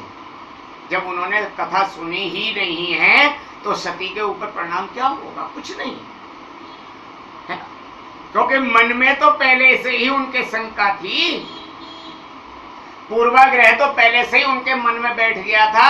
अरे ये बाबा जी हो गए, ये क्या कथा सुनाएगा, जो भगवान शिव के स्वयं पैर छू रहा है तो वो क्या करें, इनको कथा सुनाएगी तो डर के मारे वैसे ही घूम रहा है? सती यही सोचती रही और होता भी यही है। जब कथा में हम लोग बैठते हैं और हमारी कथा नहीं बैठती, कथा में हम जरूर बैठते हैं लेकिन हमारे कथा नहीं बैठती। क्यों नहीं बैठती? उसका कारण एक ही है, अरे आज दुकान पे नहीं जा पाए, अरे आज जाने क्या हो रहा होगा, व्यापार में कितना नुकसान हो गया होगा हैं, और कोरोना से जैसे तैसे तो मार्केट खुली है, अब वो मार्केट भी अब जाने क्या बच्चे कर रहे होंगे, और यहाँ कथा सुनने के लिए और लगा दिया गुरुजी ने 1 बजे से 3 बजे तक अब कथा और सुनो, और जैसे तैसे तो नींद आती है, वही टाइम सोने का होता है और वही टाइम इन्होंने कथा का रख दिया। तो कथा कहां से मन में बैठेगी बताओ? और उसमें भी रसोई, पकवान, किटी पार्टी, हाँ मन के अंदर बैठी रहती है ना, तो वो अब मन को विचलित करती रहती है? और कुछ नहीं तो बहुत से लोग जब कथा करता हूँ ना तो देखता हूँ कि लोग अपने फेसबुक पे लगे रहते हैं। कथा तो वहां सामने चल रही है और लगी रहेंगे उसमें फेसबुक पे, व्हाट्सएप पे, फेसबुक पे, व्हाट्सएप पे। कथा के अंदर भी मैंने कई लोगों के पड़ोसियों से कहा, मैंने देखना जी जरा इनको ये फेसबुक कहाँ आ गई, ये क्या कर रहे हैं, तो ये चुप हो जा, कह रहे हैं तो ऐसी तेरी फेसबुक चला रही है, व्हाट्सएप चला रही है, फिर वो देख के मैं कोई बात नहीं, चलाओ चलाओ चलाओ, हाँ वो भी जरूर। तो जब आप फेसबुक चलाएंगे कथा में बैठ करके, व्हाट्सएप चलाएंगे कथा में बैठ करके, तो फिर आपको कहां से कथा आपके दिमाग में बैठेगी? वही सती जी ने किया। ध्यान दीजिएगा, अगर आप कथा को नहीं सुनेंगे तो जिस तरीके से सती जी का हुआ है उसी तरीके से आप लोगों को भी भुगतना पड़ेगा, क्योंकि जब सती नहीं चूक पाई इस बात से तो आप और हम लोग क्या चीज, आप लोग, हम लोगों में क्या ताकत है जो कि हम उस चीज से बच जाए, है ना? क्योंकि सबसे बड़ी बात एक ये होती है, कथा कैसी होती है, यदि आपके अंदर बुद्धि का अहंकार लेकर के जाओगे ना तो आप हमेशा अपने सिर में सिर दर्द ही लेकर के जाओ। बुद्धि के अहंकार को निकाल करके जाओ, बुद्धि के अहंकार को छोड़ करके जाओ, कथा सुनने के लिए जाओ तो बिल्कुल पात्र को खाली लेकर के जाओ, दिमाग को अपने को खाली लेकर के जाओ। क्योंकि जब हमारा खाली बर्तन होगा तो जिस समय पर अमृत वर्षा होती है ना, तो जितना जिसका पात्र होगा उतनी ही उसके अंदर पात्र में अमृत वर्षा भर जाएगी। अगर हमारा पात्र फिजूल की बातों से भरा होगा उस समय पर, अहंकार से भरा होगा उस समय पर, तो हमारी कथा नेक भी समझ में नहीं आएगी और वह अमृत वर्षा ऊपर ही ऊपर बहती बहती रहेगी और ऊपर ही ऊपर फैलती चली जाएगी, क्योंकि अंदर तो हमारे अहंकार का और वह भरा हुआ है, पूर्वागार भरा हुआ है। और अमृत का पात्र यदि खाली बर्तन ला करके उसे सीधा रखोगे तो अमृत की बूंदें पात्र में असंख्य भर जाएंगी और अवश्य गिरेंगी, और अगर तुम उल्टा रख दोगे तो घनघोर वर्षा तो अवश्य होगी, लेकिन उस पात्र में आप कुछ भी प्राप्त नहीं कर पाओगे, कुछ भी प्राप्त नहीं कर पाओगे। श्रीमद् भागवत में नवदा भक्ति की कथा आती है। पहली भक्ति श्रवण है, श्री गर्गाचार्य जी ने कई जगह पर बोला है इस बात के लिए कि भगवान की कथा में अनुराग भक्ति है, और भक्ति नहीं तो जब तक तुम भगवान की कथा का श्रवण नहीं कर पाओगे, जब तक तुम्हारे अंदर भक्ति नहीं आएगी, जब तक तुम भगवान की कथा का श्रवण नहीं कर पाओगे, और तब तक तुम कुछ भी नहीं जान पाओगे कि ये कथा किसकी हो रही है, कैसे हो रही है, क्या हो रही है और किसके प्रति हो रही है। क्योंकि गोस्वामी तुलसीदास जी लिखते हैं,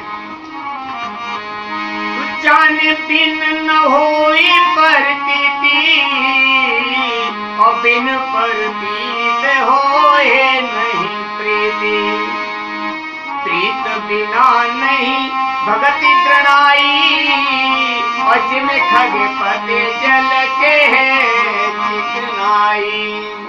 कहते हैं जब तक कथा नहीं सुनेंगे तब तक हमको भगवान के बारे में जानकारी नहीं होगी, और जब हमको किसी के बारे में जानकारी नहीं है तब तक हमें उसके साथ में प्रेम नहीं होगा, हम उससे मिल नहीं सकते। गर्गाचार्य जी हमारे कहते हैं, बोले कि कथा में अनुराग होना ही भक्ति है, भगवान के प्रति अनुराग होना ही भक्ति है।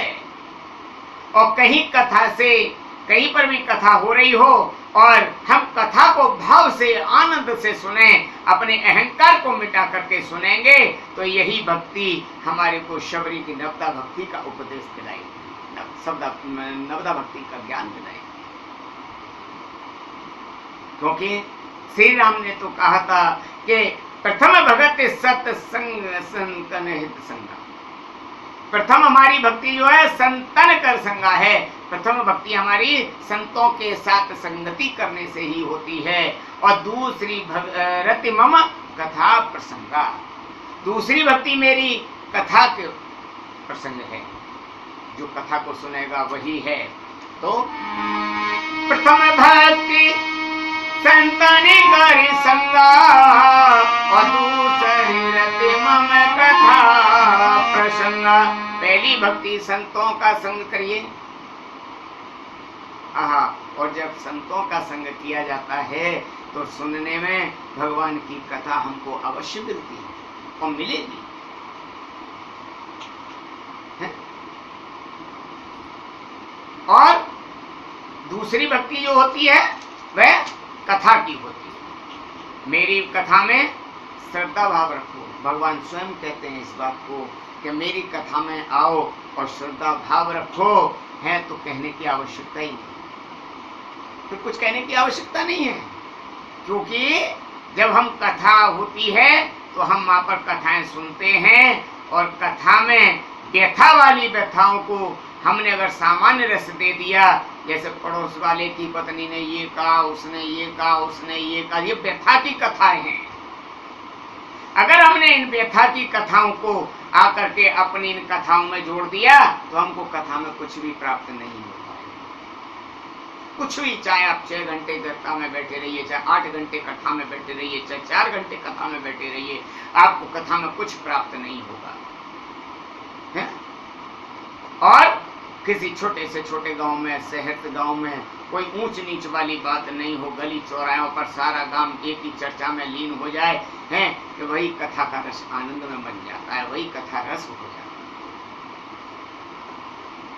गर्गाचार्य जी कहते हैं, बोले भगवान की कथा में अनुराग प्रथम भक्ति है, अनुराग भगवान के प्रति प्रेम वही एक प्रथम भक्ति है। कथा कैसे सुने? जैसे कोई प्यासा व्यक्ति पानी की प्यास की तलाश में इधर उधर भटकता है और इधर उधर ढूंढता रहता है, कहता है कि जल कहाँ मिलेगा। उसी प्रकार हम लोग कथा को सुनने वाले और कथा को ढूंढते रहते हैं कि कथा हमको कहाँ पर सुनने को मिलेगी। जैसे हमारा मन भीतर से खाली हो जाता है, वैसे ही हमारा पूरा शरीर भी कथा सुनने के लिए कानों से खाली हो जाता है। कान भी चाहते हैं कि अब हमको कथा सुननी चाहिए, कथा सुननी चाहिए। क्योंकि पृथु महाराज ने भगवान से केवल एक ही प्रार्थना करी थी। जब भगवान प्रसन्न हुए थे तो कहा, बोले हे पृथु महाराज, आप मुझसे वरदान मांग लो। तो प्रभु महाराज कहते हैं, बोले कि प्रभु अगर आप वरदान देना चाहते हैं तो मेरे को इतना वरदान दीजिए कि मेरे कान दो है ना, आपकी कथा सुनने से कम पड़ जाते हैं, इसलिए मेरे कानों में आप 10,000 कानों की क्षमता दीजिए कि मैं 10,000 कानों के बराबर आपकी कथा का श्रवण करता रहूंगा, आपकी कथा का श्रवण करूंगा। बोली बाल कृष्ण भगवान की जय। सुने हरि गुण सुनहि सहस दस काना। बोले प्रभु आपकी कथा को मैं 10,000 कानों की बराबर की कथा सुने। किसी ने भगवान से 10,000 कान मांगे हैं तो उन्हें हमें 2 कानों से तृप्ति नहीं होती। आपकी कथा सुनने के लिए हमें 10,000 कानों की आवश्यकता होती। इसलिए एक व्यक्ति ने अपनी पत्नी से कहा, बोले कि मैं आराम कर रहा हूं और मेरे से कोई मिलने आए तो कह देना कि घर पर नहीं हूं, मुझे किसी से नहीं मिलना है, आज मैं आराम करूं। थोड़ी देर बाद पत्नी आई, बोले सुनो जी। बोले क्या? बोले आपसे कोई आदमी बाहर मिलने के लिए आया है। पति बोला मैंने अभी मना किया था ना, यार क्यों तुम मुझसे मिलने के लिए कहती हो, बार बार मेरे को परेशान और करते हो। दरवाजा खोल कर आई। पत्नी बोली, बोले कि मैं क्या करती, वह कह रहा था कि जीवन मरण का सवाल है इसलिए मैं आ गई। बोले जीवन मरण का सवाल है? बोले कि हाँ, तो उससे अवश्य मिलना पड़ेगा।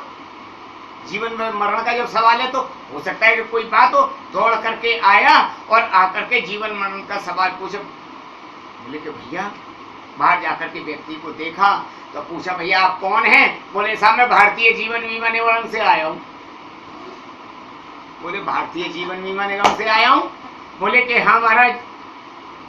बोले कि यही जीवन मरण का सवाल है सर, आपके इंश्योरेंस के बारे में जीवन मरण का होता है, इसलिए मैं आपसे इंश्योरेंस करने के वास्ते आया हूं। जब तक हमारे जीवन में जीवन मरण का सवाल खड़ा नहीं होगा तब तक हम नहीं जा सकते, तब तक हम नहीं जा सकते। और जहां जीवन मरण का सवाल आता है हम तुरंत खड़े हो जाते हैं। और ऐसे ही भगवान हमारे लिए क्या है? भगवान ही हमारे लिए जीवन मरण का प्रश्न है? या भगवान हमारे जीवन में मरण के प्रश्न मनोरंजन का विषय है? नहीं, मनोरंजन का विषय नहीं है। लेकिन आजकल ऐसा लगता है कि कथा हमारे यहाँ पर जीवन मरण का नहीं बल्कि मनोरंजन का एक विषय बन गया है? उन मनोरंजनों का विषय बन गया है कि जिसका कुछ भी कहा नहीं जा सकता है। कोई कहता अरे उनकी कथा मत सुन, उनकी कथा में कोई मजा नहीं है, वो कुछ मजा नहीं सुनाते, ढंग से कथा नहीं सुनाते हैं, क्या भजन वजन कोई सुनाते नहीं, नचवाते हैं नहीं, उनकी कथा मत सुनो। तो अरे बोले उनकी फलाने की कथा सुनो, देखो कितने आनंद आते, कितने भजन गाए जाते हैं, उसके बड़ा आनंद आता है, बहुत नाच गाना होता है। क्या नाच गाने के लिए कथा होती है? क्या नाच गाने से ही कथा का वो होता है? नाच गाने से कथा नहीं होती है। कथा कथा की तरीके से होता है। कथा भगवान के प्रति प्रेम है, कथा भगवान का अनुराग है। कथा ये कोई मनोरंजन का साधन नहीं है जिसको के लोग बाग मनोरंजन की तरह से कथा का श्रवण करते हैं। ये मनोरंजन नहीं है और ना ही हमको मनोरंजन की तरीके से कथा को सुनना चाहिए। हमको कथा कथा की तरीके से सुनना चाहिए।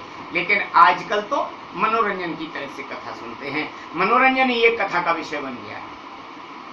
जहां देखो, जहां मनोरंजन नहीं है वहां कथा में जो है 4 आदमी नहीं मिलेंगे आपको। और जहां पर रासलीलाएं हो रही हैं, नौटंकियां हो रही हैं, उनमें जाकर के आप पंडालों में देख लीजिए, खड़े होने के लिए भीड़ नहीं मिलेगी आपको, खड़े होने के लिए जगह नहीं है। और जो व्यक्ति, जो कथावाचक, जो वक्ता हमारे कथा को रस के साथ सुनाते हैं और उन कथाओं में आपको कतई भी भीड़ नहीं मिलेगी। पूरी कथा मनोरंजन का विषय नहीं होती है। कथा तो हमारे मन के मैल को धोने का साधन होती है।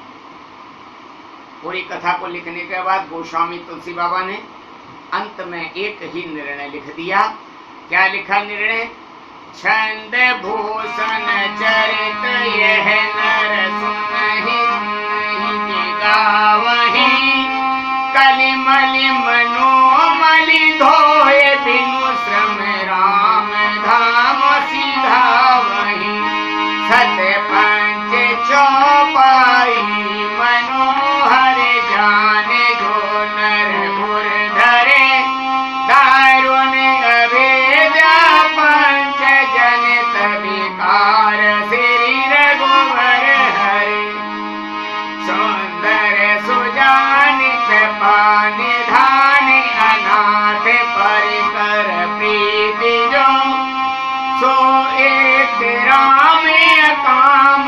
नित निर्वाण प्रद समयानी को जाकी कृपा लवले सते मत मत तुलसीदास हो वायु परम विश्राम राम नमामि प्रभु नाही कहो। गोस्वामी तुलसीदास जी ने आखिरी में लिख दिया, भगवान की कथा हमारे जीवन मरण की भी कथा का प्रश्न है, ये केवल मनोरंजन का विषय नहीं है। और परमात्मा की कथा को हम तभी सुन सकते हैं जब हम बिल्कुल खाली होकर के सुनेंगे, और जिस दिन से हमको कथा सुनते सुनते रस आने लगे तो तब हमको समझ लेना चाहिए कि संसार के सारे रस बिल्कुल व्यर्थ हैं, बेकार हैं। ये जो हमारे जीवन की ऊर्जा व्यर्थ की बातों को सुनने में जाती है, उसको राम कथा में लगाएं। अगर पड़ोसियों के घर में, पड़ोसी अगर हमारे घर में कोई कचरा फेंक दे तो हम उससे लड़ने के लिए पहुंच जाते हैं, और वे हमारे 1000 प्रकार के कानों में कचरा भरते हैं तो हम उस कचरे को फेंकते नहीं है, उसको उठा करके संभाल के और रख लेते हैं। और जो कचरा फेंकने के लिए हमारे कानों में आता है उसको हम बिठा लेते हैं, बड़े प्रेम के साथ हम उसको चाय नाश्ता भी कराते हैं। बताओ, एक तो जो पड़ोसी ने तुम्हारे घर में कचरा फेंक दिया उससे तो हमने गालियां दे दी, जिस कूड़े को, जिस कचरे को हम 2 मिनट में साफ कर सकते हैं उसके लिए तो हमने गाली दे दी, और जो हमारे हृदय में कचरा भरने के लिए आया है, कानों में कचरा भरने के लिए आया है, उसको हमने कुछ नहीं कहा, उसको बिठा के और हम चाय नाश्ता कराते हैं। अरे भाई, कम से कम इतना तो कर दो कि घर के कचरे को तो जितनी जल्दी अकल आएगी उतनी जल्दी बाहर कर देंगे, लेकिन भीतर के कचरे को कैसे खत्म करेंगे? इसलिए इस भीतर के कचरे को खत्म करने के लिए भगवान के नाम का मन में मंदिर बनाओ, भगवान के नाम का मन में पंडाल बनाओ, और जब हम कथा सुनेंगे और भगवान से मिलने की आकांक्षा रखेंगे, और तभी हमारा वह मन के अंदर का कूड़ा अपने आप साफ हो जाएगा। लेकिन सती जी ने यहीं पर भूल कर दी, सती जी ने यहीं पर भूल कर दी। सुनी महेश परम सुख मानी, और भगवान शिव ने कथा सुनकर बहुत आनंद लिया। ऋषि ने इतनी सुंदर कथा सुनाई कि तब कहना चाहिए कि आप सोचने लगे कि हे प्रभु, आपने इतनी सुंदर मेरे को कथा सुनाई है, अब आपको कुछ ना कुछ मेरे को भेंट देनी चाहिए। भाई, कथा सुनने के बाद पुण्य तो जब ही मिलेगा ना जब दक्षिणा दे दी जाएगी।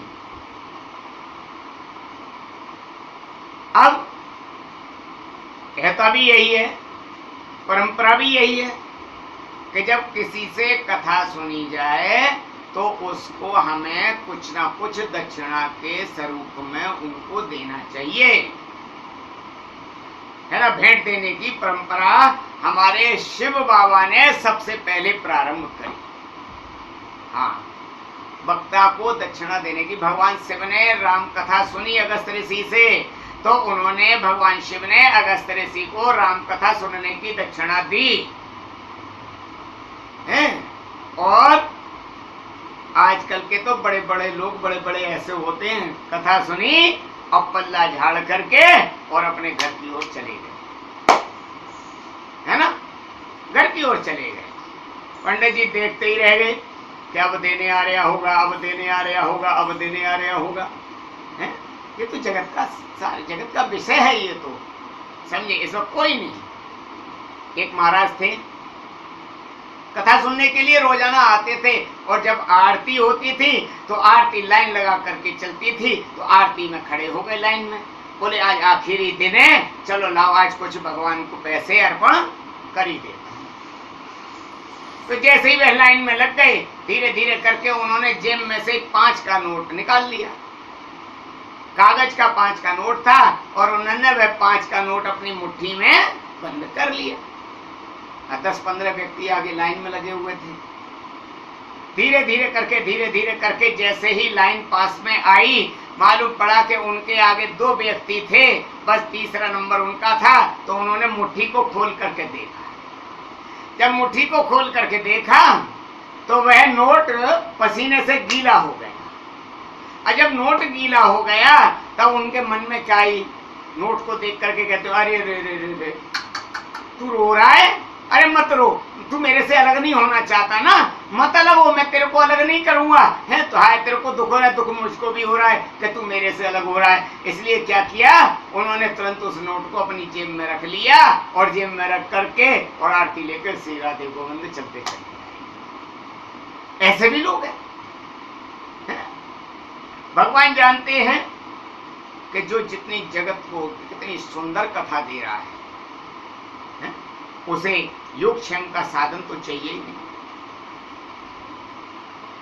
वह तो समाज को ही देना चाहिए। इसलिए भगवान शिव ने कहा है, हे ऋषिवर, आपने अति सुंदर मेरे को कथा सुनाई है और इस कथा के पुष्प की तरह मेरे हृदय में वह कथा विश्राम की है, किंतु कथा सुनने का पुण्य जब ही मिल पाएगा जब मैं आपको कथा सुनने के लिए कुछ भेंट दे दूं,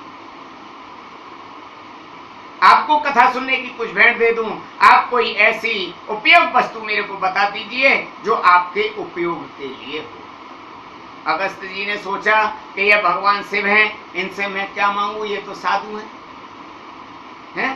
साधु भगवान से कभी कूड़ा कचरा नहीं मांगता, दर्शन भी नहीं मांगता, वो तो कहता है अच्छा है और ना दे तो अच्छा है, हमको तो तुम्हारा नाम लेने में ही आनंद आता है और तुम्हारा नाम लिए बिना हम रह नहीं सकते, इसलिए हम आपका नाम लेते रहेंगे। प्रभु आपको देना हो तो दे देना और ना देना हो तो ना देना, और हमारा तो काम केवल एक ही है, क्या कि हम तो आपका नाम लेते हैं। ऋषिवर उन्होंने कहा, भगवान शिव ने बोले नहीं ऋषिवर, कुछ तो मांग लो, कुछ तो मांग लो। तो ऋषि ने सोचा कि रुपया पैसा जीवन यापन ये वस्तुएं तो प्रकृति की हैं, आप दे दे, और कुछ क्या मांगू मैं आपसे, अगर आप देना ही चाहते हैं तो मुझे भक्ति का उपदेश दे दीजिए, भक्ति का दान दे दीजिए मेरे को, बस और कुछ नहीं चाहिए। भगवान शिव समझ गए कि संत दृढ़ है, संत को कुछ नहीं चाहिए हैं, और भगवान शिव ने अगस्त ऋषि को और भक्ति का दान दे दिया। बोले शंकर भगवान की जय। भगवान शिव तो केवल भक्ति के दाता हैं, कूड़ा कचरा मत मांगो, ईश्वर से केवल भक्ति ही मांगो, और जितनी भक्ति आप मांगेंगे उतना ईश्वर सब कुछ आपको दे देगा। भगवान शिव तो स्वयं भक्ति के आचार्य हैं और ईश्वर शब्द ही भगवान शिव के लिए आता है, भगवान शिव के लिए ईश्वर शब्द ही आता है। आपने देखा होगा देवताओं का श्रृंगार, रतन आभूषण, कितने सुंदर सुंदर मुकुट, लेकिन भगवान शिव से क्या है उनका, केवल श्रृंगार में उनके सर्प लिपटे रहते हैं, बीछी लिपटे रहते हैं और शरीर पर भस्म लगी रहती है। सभी देवताओं के शरीर पर आभूषण लदे रहते हैं। एक बार ऐसे ही किसी ने पूछा तो भगवान शिव बोले कि देखो, व्यक्ति जब लोगों के पास आता है तो रतन आभूषण धन दौलत ही मांगता है। जिस किसी भी देवता के पास जाता है, देखा लक्ष्मी जी के पास, हे लक्ष्मी मैया मुझे लक्ष्मी दे दो, हैं, कुछ ना कुछ उनसे वह मांगता ही रहता है, धन दौलत मांगता रहता है। और जब वो यहाँ देखता है कि इनके पास क्या है, इनके पास तो नाग हैं, सर्प हैं और बीछी हैं, ये क्या दे सकते हैं, इसलिए ये तो काल के स्वरूप है। नाग काला है, व्यक्ति सामने आए तो काल को देख करके भगवान की याद करता है, इसलिए गले में जानबूझ करके मैंने नाग के डाल रखे हैं, बीछी लटका रखे हैं, जैसे मेरे पास कोई मांगने के लिए आएगा नहीं, और आएगा तो मेरे सर्पों को देख करके दूर भाग जाएगा। जो व्यक्ति भगवान शिव की बात करता है, वो भक्ति की बात करता है, भगवान शिव के दर्शन की बात करता है, तो उससे भगवान शिव से बहुत स्नेह करता है, भगवान शिव उसको बहुत प्यार करते हैं। और तब अगस्त मुनि ने भक्ति की मांग की तो गोस्वामी तुलसीदास जी ने एक ही शब्द लिख दिया, कहीं शंभो अधिकारी पाई, कहीं संभो अधिकारी पाही। तुलसी बाबा कहते हैं कि अधिकारी बने, वस्तुएं स्वयं अपने आप प्राप्त होती हैं। अगर कोई वस्तु हमको मांगने के लिए नहीं मिल रही तो इसका अर्थ यह नहीं है कि हम अभी उस वस्तु के अधिकारी नहीं हैं। अगर किसी से कोई चीज मांगी और वो हमें नहीं मिली तो उसको ये नहीं लगाना चाहिए अरे हमको ये नहीं मिली, नहीं, ये कहना चाहिए अभी हम इसके अधिकारी नहीं है, अभी हमारे नसीब में ये चीज नहीं है, इसलिए ये अभी हमारे पास चीज नहीं आ सकती। गोस्वामी तुलसीदास जी लिखते हैं, शिव सरिता सागर महु जाई और जदपि काई कामना आन, और तिमि सुख संपत्ति विनय मुलाए और धर्मशील बहि जाए सुआए। सिमट सिमट जलि भरहि तलावा और जिन सदगुण सजन पहि पावा। भगवान शिव इस चीज को कहते हैं। सागर कभी नदियों से नहीं भरा करता और ना नदियों से मांगता। सागर कभी नदी से ये नहीं कहता कि तू मेरे को दे दे थोड़ा, तू मेरे को दे दे थोड़ा।